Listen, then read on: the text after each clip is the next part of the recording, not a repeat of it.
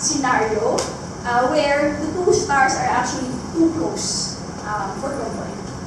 And what happens is, so they're very close to one another, and this can happen when one star expands. So in the history of a star, for example, the sun will burn all its fuel. I'm sorry for the bad news, but it will die in. So it has 12 billion years, and now it's at 4.5 billion years. So it has just 7.5 billion years to go. When it reaches that point, it loses. Wala na siya ng fuel to burn. So it expands into what is called a red giant. So something like this, a very big star, and it will actually swallow Mercury and Venus, and possibly Earth. We're very close to Earth. And so when that happens in a close binary, then they start to occupy each other's space. There's actually a technical term for that, the Roche law for gravitational. The area, the region around you which you gravitationally affect. And what happens is this other star eats or takes the mass of this other star.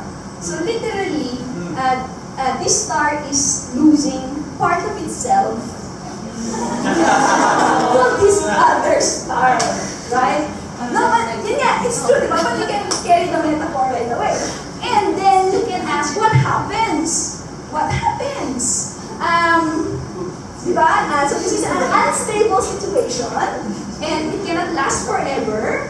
And this star, but I won't go into technical bit, but this star, if enough mass is poured into it, it will become unstable and will actually fuse that and then explode. And that's actually a supernova. And supernova shines so bright and outshines the galaxy. We see this once every 50 years in the sky. So these are real things, I'm saying.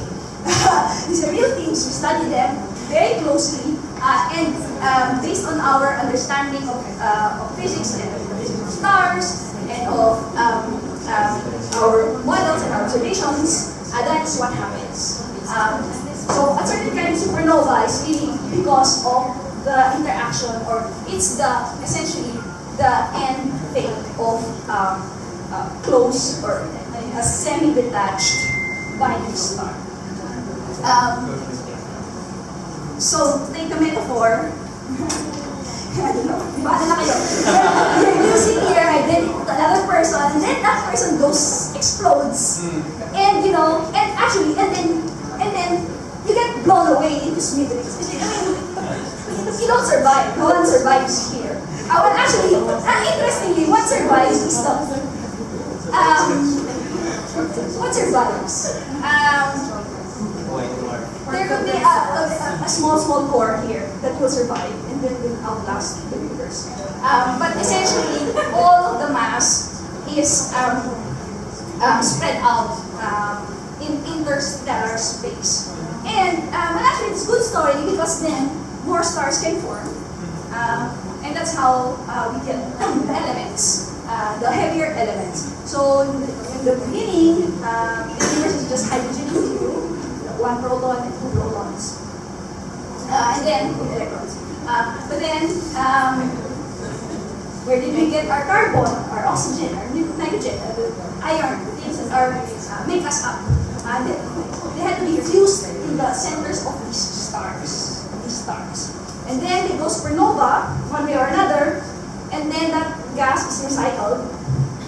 And for example, the sun is a second generation star, so it already had those those heavier elements, and then some of those elements became the planets, which is and then became us. So yeah, you can take the long view, but short view, it's bad. Now you can even closer to one another, and then to the point that you are sharing a common envelope. So these two stars they're called a contact binary star because they're actually in contact with one another. And then this star essentially is orbiting around the atmosphere inside or through the atmosphere of the other star. But actually, it's both their atmospheres, like halo na.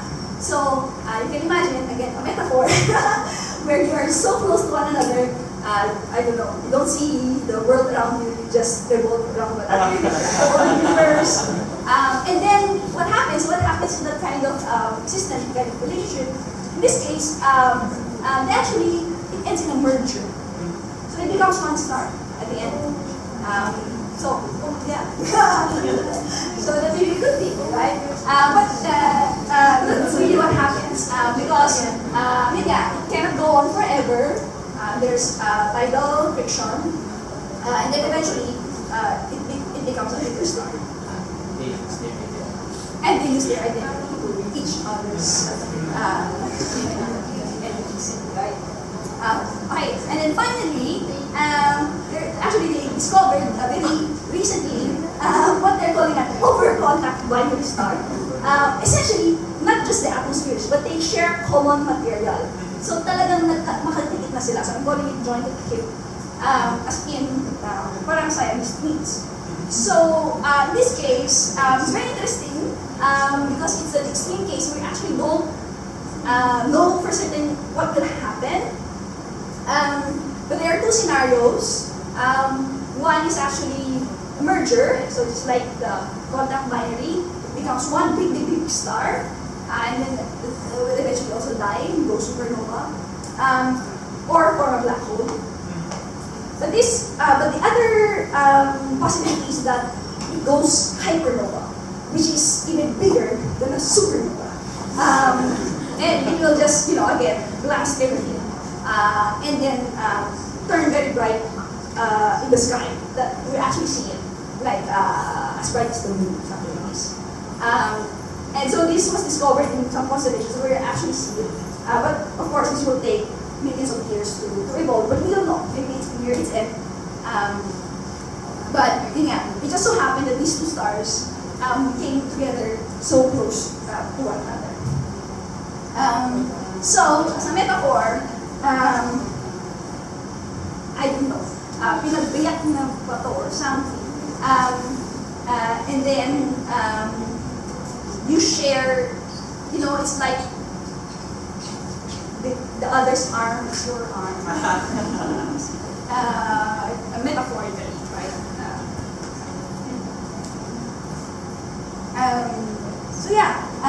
So actually, that's it. The questions are, are you in a binary system? Do you want to be? And then, which kind? So thank you for